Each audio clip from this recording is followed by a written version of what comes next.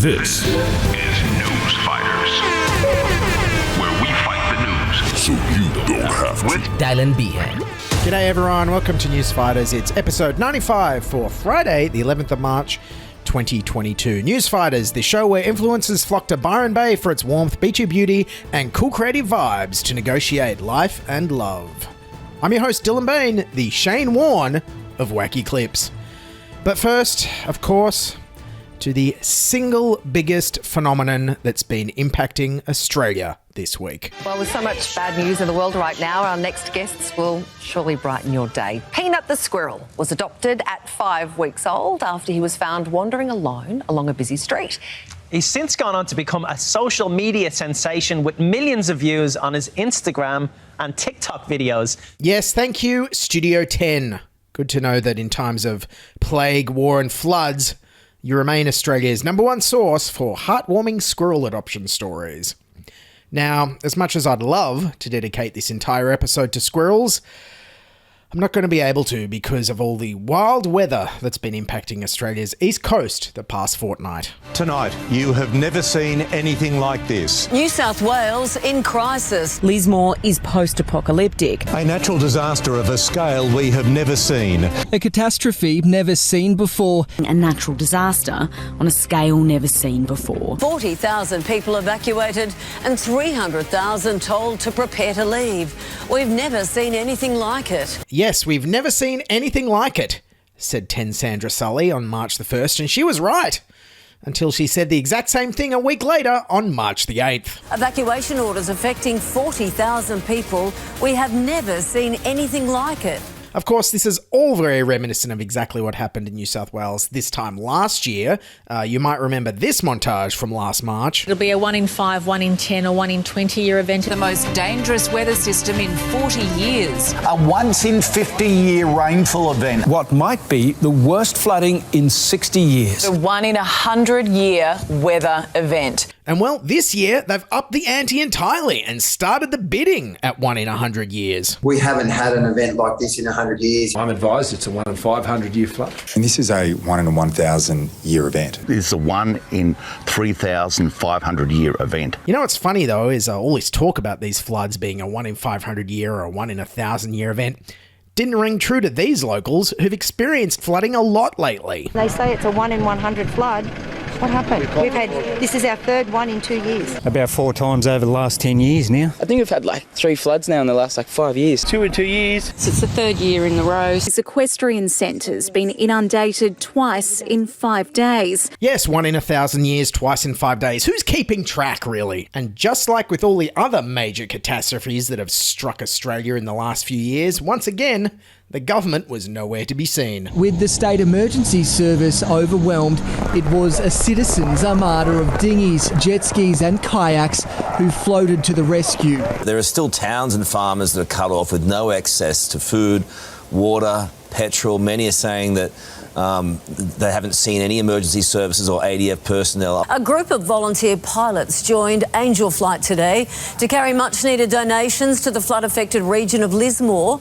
They're all using their own aircraft to transport the goods. They were forced to crowdfund helicopters and put untrained volunteers in charge of emergency rescues. As the clean-up gets underway in parts of northern New South Wales, residents have received some star-studded support. Yeah, actor Liam Hemsworth and brother Luke have been spotted helping locals alongside tennis legend Pat Rafter. Today it was the Hemsworths, Luke and Liam, who joined the effort. Okay. What the hell is wrong with this country when we are depending on rich people donating crowd-funded helicopters to deliver goods to stranded people, and, I'm sorry, the Hemsworths are arriving ahead of the Defence Forces to help flood victims?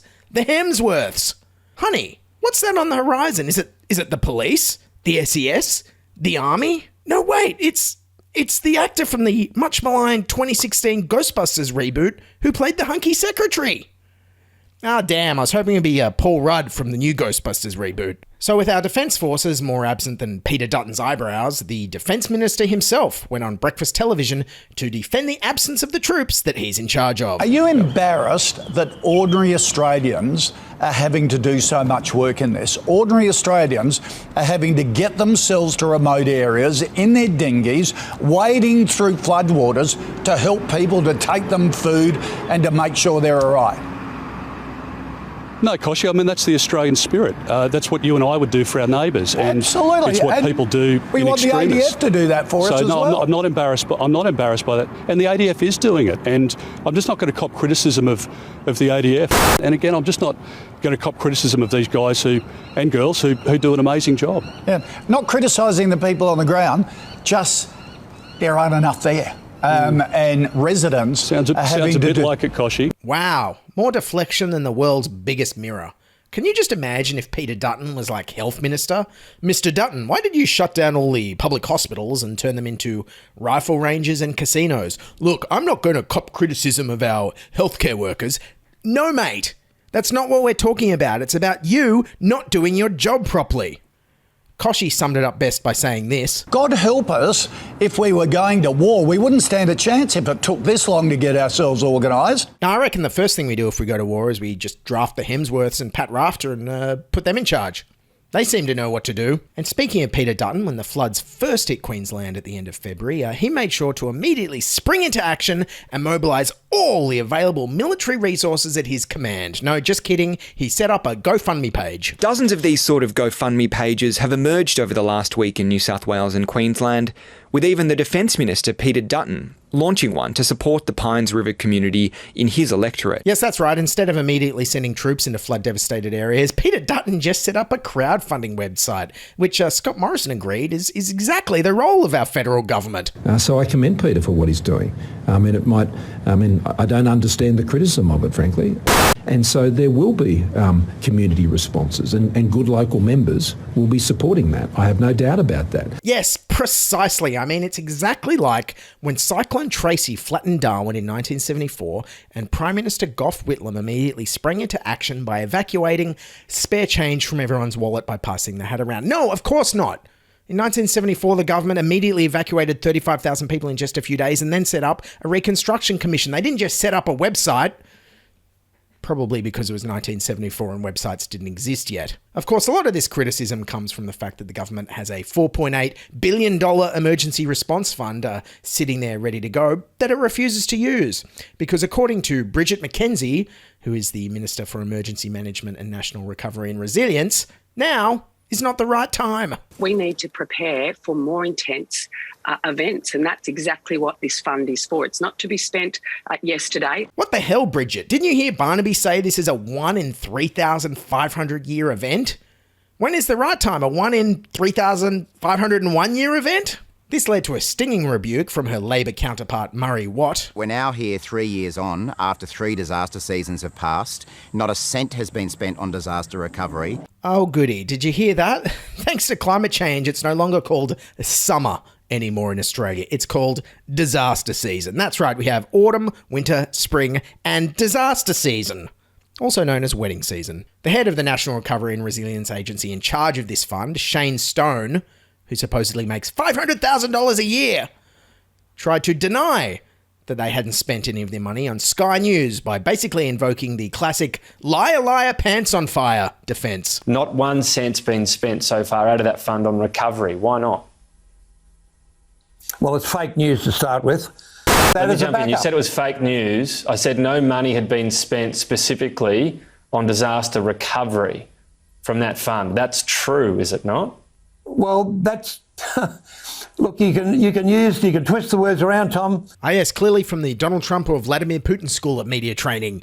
If someone confronts you with the truth, yell, fake news. Turns out that wasn't the only hot water Shane Stone was in this week because, I'm not kidding, in the middle of this unfolding disaster, he decided this was the perfect time for victim blaming. Coordinator General of the National Recovery and Resilience Strategy, Shane Stone, causing a bit of a storm on Friday when he said that you've got people who want to live among the gum trees. What do you think is going to happen?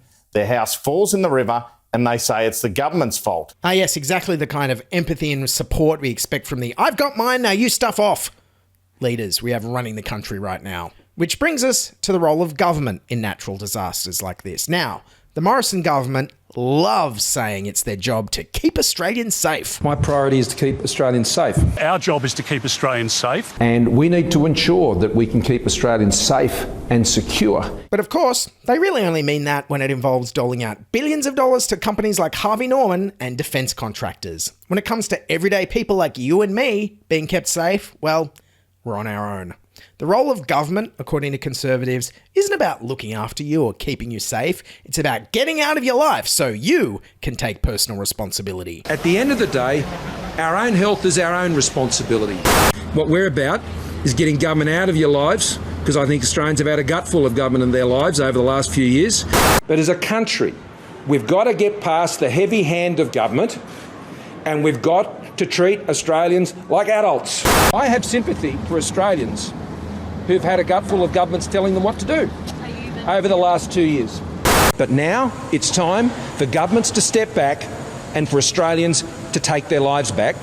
We don't need to tell Australians how to get out of bed in the morning and how to put their shoes and socks on and things like that. It's true, it's not the role of government to tell us how to put our shoes and socks on, but when we're stranded on a roof in a national emergency, maybe a delivery of food and water would be nice, instead of relying on two actors who were both in Neighbours and The Saddle Club. But is anyone actually surprised by all this? I mean, Australia keeps electing these LNP idiots whose only core belief is tax cuts for the wealthy and shrinking government to the point where it just winds up being one guy from IT.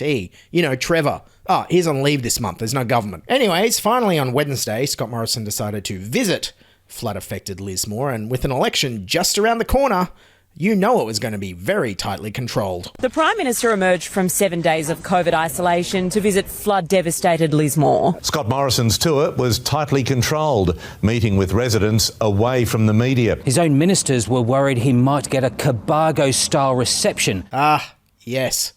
Look, I don't know if I've mentioned it on the show before, but I went to school in Cobargo, and it has made me so proud of the community that I grew up in that the thing we are most well known for now is giving Scott Morrison the reception he deserved when he showed up for a photo op the day after the town burnt down. Nah, you're an idiot, mate. You really are. You won't be getting any votes down here, buddy. No, you're not welcome, you fuckwit. And yeah, sorry, what was that before? Did Scott Morrison just have COVID? Scott Morrison has thanked the public for their well wishes after confirming he has tested positive for COVID-19. Yes, and I believe we have some clips of those well wishes from the general public right here. Nah, you're an idiot, mate. Not welcome, you fuckwit. Yes, Morrison's lack of media scrutiny in Lismore led to this sick burn from Labor MP Jason Clare. You know things are bad when Scott Morrison doesn't want a TV camera on him. Whoa, that's such a deep burn. We need some volunteer firefighters down here. Anyways, some locals in Lismore did turn out to see the Prime Minister, though. The locals were less than impressed by his visit. The water is rising. No more compromising.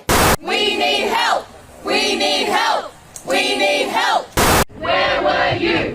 Where were you? Oh my God, how much of a bad Prime Minister are you? And the protesting locals don't just have one chant against you, but they have a whole songbook of them. In fact, I hear they're launching their own compilation CD, Ministry of Drowned Annual 2022 Anti-ScoMo Summer Classic Anthems Volume 1. Morrison did eventually front the media in Lismore for a press conference, but the only thing he did to try and aid the flood recovery was regurgitate a bunch of hot air. I absolutely understand the frustration. I understand the anger. I understand the disappointment. I understand the sense of abandonment. Australia is becoming a harder country to live in because of these natural disasters. I do apologise that the amount of support that has been provided and continues to be provided, I still don't believe will always meet the expectations. And with thousands of people homeless, Scott Morrison says providing accommodation is up to the state government. Wow, thanks mate. Hard to believe someone came to the Byron Bay area and offered even less than the free hugs that all the Splendour in the Grass attendees dish out every year. But you know who was excited to be there? Recovery Minister Bridget McKenzie. It's great to be back in Lismore. The Mayor said to me, Lismore loves Lismore. And so I've taken that back to Canberra and to the meetings that I've been in. I'm particularly excited that we're investing in a Resilient Kids program, and I'm excited to be part of a government that's going to partner with the New South Wales government. But I do want to give a shout out to Coracai, to Broadwater, to Woodburn, to Wardell. What the hell, Bridget McKenzie? This is a national tragedy. not an exciting new opportunity for you to grow your portfolio. And why the hell are you giving shout-outs to flood victims who've just lost everything? I don't remember John Howard giving shout-outs to Port Arthur victims or Bali bombing survivors. Have some dignity. The Liberal government has literally no empathy and no understanding of what it's like to lose everything because, let's face it, they're all millionaires with multiple investment properties. What do you mean your home just got washed away? Kick out some of your tenants in one of your investment properties, dummy. And coincidentally, all this empty talk from the federal government happened at the exact same time that the United Nations released its devastating new climate change report. A report by the UN's climate change body out today warns it's about to get worse. Finding climate change and related extreme events will significantly increase ill health and premature deaths. While natural disasters bring imminent danger to people's lives, the report warns climate change will also lead to increased deaths and illness from heat, malnutrition, malaria and gastro.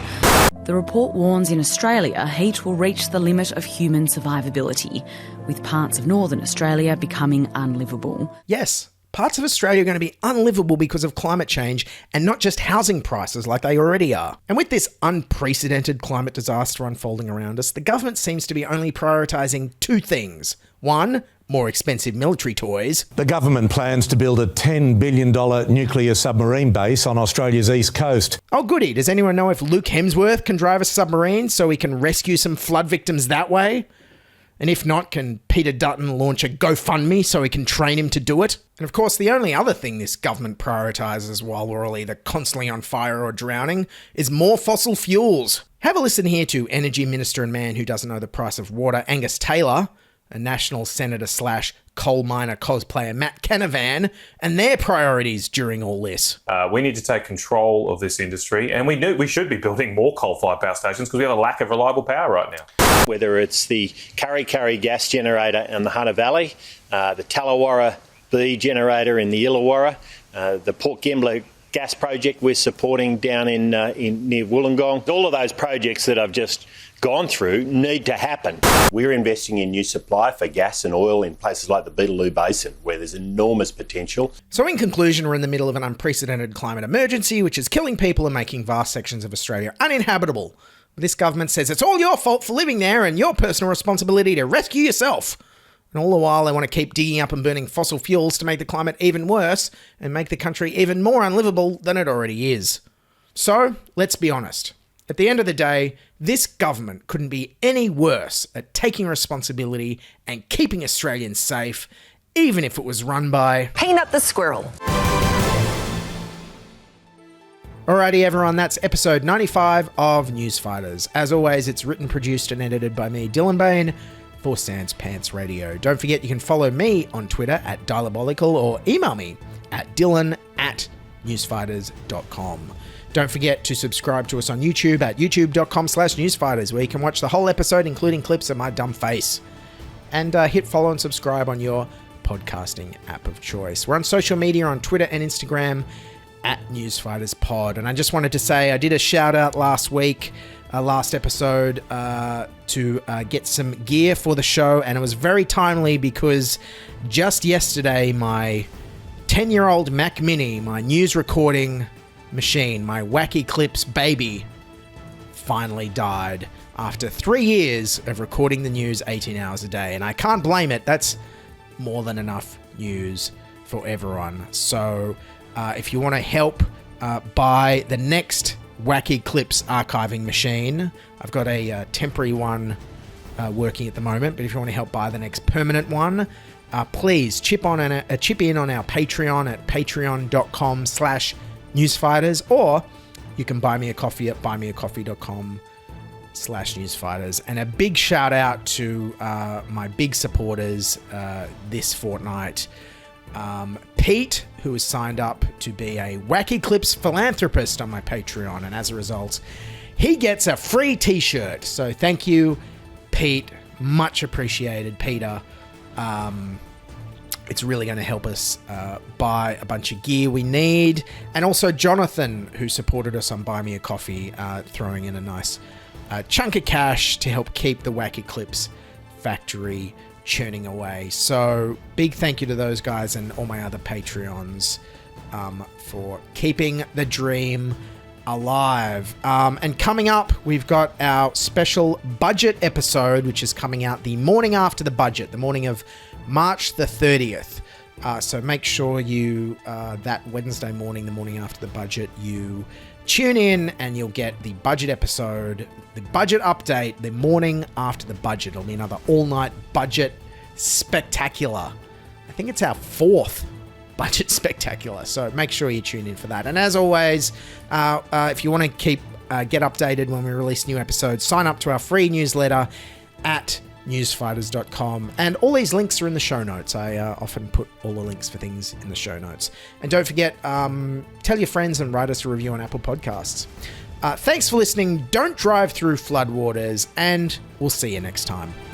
This is Newsfighters, where we fight the news so you don't have to. What sort of things does Peanut do on camera?